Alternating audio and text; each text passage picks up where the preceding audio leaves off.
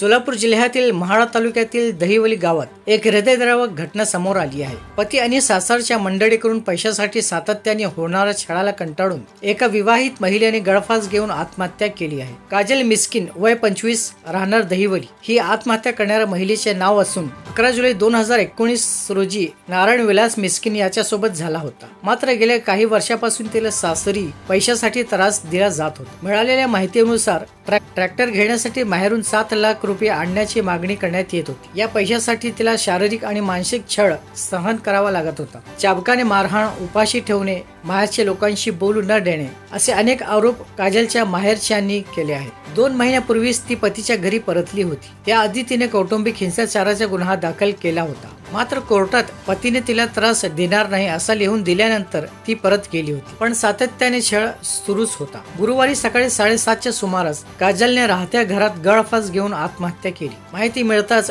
Tembhurni police घटनास्थळी दाखल झाले। तिच्या गळ्यावर आणि अंगावर मारहाणीच्या खुणा दिसून आल्याने नातेवाईकांमध्ये संताप व्यक्त केले जात आहे। या प्रकरणी पती नारायण विलास मिस्किन, सासरे विलास रामचंद्र मिस्किन आणि सासू शोभा विलास मिस्किन यांच्यावर आत्महत्येस प्रवृत्त केल्याचा गुन्हा दाखल करण्यात आला असून तिघांनाही पोलिसांनी ताब्यात घेतले आहे। रुपाली महेश रंधवे, मी नातेवाईकाची मावस बहीण आहे। शुक्रवारी आम्ही तिला बघायला गेलतो। बघायला गेल्यावर तिच्या गळ्याला फास लागलेली खून होती पहिली। मग आम्ही 1-2दा तिला विचारायचा प्रयत्न केला, पण तिच्या माग सासू आणि नवरा सारखीच होती। त्याने काय आम्हाला बोलू दिलं नाही। मग दुसरींदा हिने गेली, परत दुसरी बहीण तिला घेऊन पलीकडल्या खोलीत गेली। पलीकडल्या खोलीत गेल्यावर तिनं तिला सांगितलं की दिदे मला फास दिलता त्याने आणि मला फक्त भाकरी खायची, तिच्यावर भाजी देत नाही ती खायला। तेवढं ऐकलं की सासू पाठीमाग लगेच पळतच आली।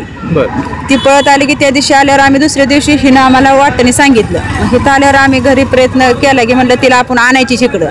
मग दुसऱ्या दिवशी आम्ही फोन तसं कसं जायचं म्हणून आम्ही पोलीस स्टेशन मार्फत चाललो, फोन करून आणायचं म्हणून। तर पोलीस स्टेशनने सांगितलं की टेंभुर्णीच्या आमचं पोलीस आडवा मीटिंग चालू आहे गणपतीची, आम्ही काही येऊ शकत नाही। कधी सांगितलं?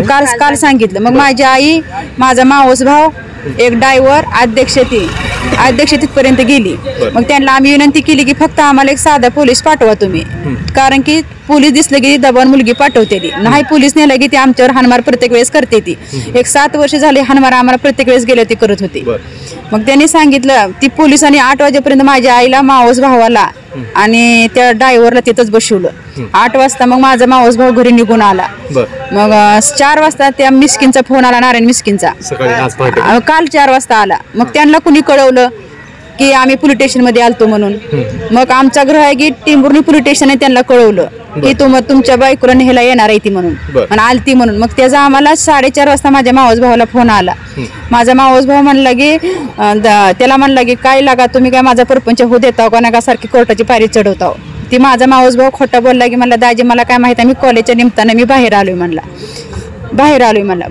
म्हणल्यावर त्यानं घरी आले की माझ्या आईला नेणारी माझी आई, त्या मुलीची आई, चुलता सगळ्यांनी सांगितलं आल्यावर असं झालंय म्हणून।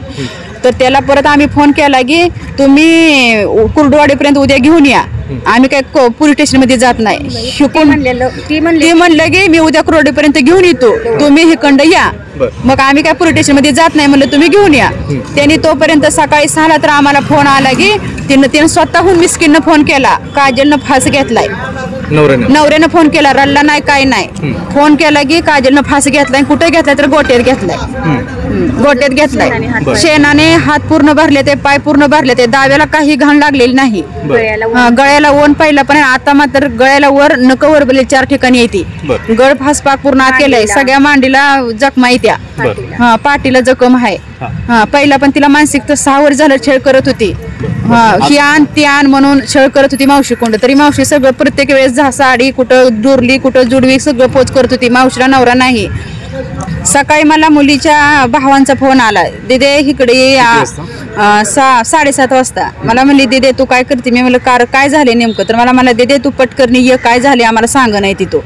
परत मी आमचं त्या दहिवली दुसरं पाहुणे होते, तिथली वहिनी मोडणीमची। मी वहिनीला म्हणलं वहिनी नेमकं काय झालंय सांगा तरी मला, काय झाले? ते म्हणल्या काजलला कुठं फास दिलाय। मी म्हणलं फास दिलाय मेली का लावून बाहेर काढले बिल्ले? मी असं त्यांना विचारलं। तरी त्यांचं पाहुणं म्हणलं आम्हाला काय चौकशी नाही दहिवलीची. मग त्या वहिनीनं परत फोन केला भावासनी की असं असं काय झाले बघून या जा. ती भाऊ म्हणला आम्ही काय तिकडे जात नाही, लांबनं चौकशी करतो. त्यांनी लांबनं चौकशी केलं, पोलीस स्टेशननं त्यांना कळलं की मुलगी मेली म्हणून. मग इथं मोल्लींची मावशी मला म्हणली पटकन तुम्ही इकडं बावीला या म्हणली. मग आम्ही गाडी करून बावीला आलो. बावीतनं आम्ही तिचं चुलता चुलत भाव बहिणी सगळे नाते गोळा केलं. आम्ही तिथून टेंभुर्णीला गेलो. टेंभुर्णीला आम्ही जात नव्हतो कारण की आम्हाला केस देऊन ती प्रेत आणायची होती कुंड. पण त्यांनी आम्ही टेंभुर्णीला गेलो तर आम्हाला समजलं की त्यांनी प्रेत सोडून त्यांनीच आणून तिथं ठेवलंय म्हणून टेंभुर्णीमध्ये. आम्ही बघितलं, आम्हाला काय दिसलं नाही. ती नव्हतं पोलीस मग गेली असतील तिथं, आम्हाला काय माहित नाही. मग प्रेत कसं सोडलं आम्ही येतो त्यांनी. मग आम्ही गेलो तर आम्हाला तिथं समजलं की प्रेत इथं आतमध्ये आहे म्हणून. मग आम्ही त्यांना म्हणलं तुम्ही प्रेत आमचं आम्हाला नाही करता सोडवलं कसं तुम्ही. तर त्यांनी आम्हाला त्यांनी काय बोलू दिलं नाही टेंभुर्णी पोलीस स्टेशनने. काय बोलू पण ती नाही, तिने अंगाला पण लावून घे नाही ती. आमची दखल अजिबात घेतली नाही. आम्ही किती रडलो पडलो. त्याची आई हिकुंड तिकडे जबाबाला चालली होती तर तिच्या मागे 4 संरक्षण होती. मग ही माझी बहीण तिच्या अंगावर गेली, माझ्या भावाने एक चापट मारली तर त्या पोलिसने हिच्या अंगावर आली. मग तिला आम्ही म्हणलं तू आमचं संरक्षण घेत नाही, मेलं तरी जेव्हा त्यांचं संरक्षण तू कशासाठी घेते. आम्हाला त्यांच्यावरती संशय आहे की त्यांनी प्रयत्न करून त्यांनीच मारले. आमची मुलगी आहे अशी जरी त्यांनी सोडली असती ना आम्हाला नांदवायची नाही तरी आम्ही एका पायावर आणायला घरी तयार होतो. आम्ही गड्यासारखी तिला सांभाळली असती. पण ती आम्हाला आता खुनाला खून पाहिजे. आम्ही आता शांत बसणार नाही. सरकार लाडक्या बहिणी म्हणतो पण त्या बहिणींचा काय उल्लेख करतात का सरकार? करतात का? काहीच दखल घेतली जात नाही. पैशावर आजकाल सगळं चाललंय. कोर्टामार्फत गेलतो म्हणून आणि आम्ही गेलेलो तर कोर्टामार्फतच गेलेलो. कधी केस केली होती तुम्ही? 2 महिने. आम्ही आता ही 1.5 वर्ष केस मध्ये चाललंय आमचं सारखं म्हणजे चालूच आहे. कोर्टातूनच पाठवले. आम्ही लेखी घेतली होती आणि नंतर माझ्या बहिणीला दबाव द्यायचे की तू काय बोलू नको, मी बरी आहे म्हणून सांग. तिच्या पुढे बसायचं आणि तिला फोन करून बोलायला सांगायचं की मी बरी आहे. मग आईला मला बरं वाटायचं, माझी बहीण चांगली बोलते असू द्या. मी म्हणायची माणसं बदलत असतेत, असू दे देवाकडून चूक झाली. आम्ही म्हणून काय असं विचारच मनात आणत नव्हतो की असं माझ्या बहिणीला होईल. माझ्या भावंडांना, माझ्या आईला, माझ्या मावशीला मारले. 2 भावासनी माझ्या आईला पण त्यांनी मारहाण केली जावयानी.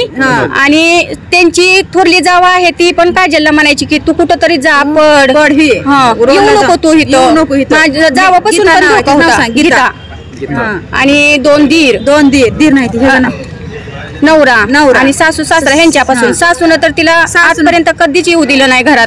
बाहेर गोटे ठेवायची नुसती. हात मोडला 2-3 वेळा. हात 2-3 वेळा मोडला. कुरोडा ट्रीटमेंट चालू आहे. ती कागद आहे आमच्याकडे. कागद आहे ती 2 ठिकाणी हात मोडला. त्या सासून अर्धा दात पाडलाय सासूने. अर्धा दात पण पाडलाय.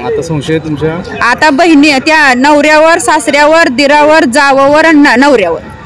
बहिणीला कुठं वनात आहे कुठं बघितलं? पाटीला आहे, मांडीला इथं. कधी बघितलं? आज सकाळी बघितलं आम्ही.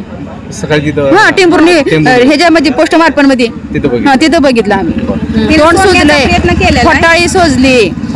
तिनं सोडण्याचा प्रयत्न केलेला आहे पण त्यांनी असं आम्हाला वाटतं की त्यांनी खाली फास आत गेलाय. वर जे आहे ती त्यांनी परत लटकवलेलं दिसतंय आणि दाव्याला काही घाण लागलेलं नाही. तिचं सगळं पूर्ण पाय हात शेणानं भरले ते. आणि त्या दाव्याला काही सुद्धा लागलेलं नाही.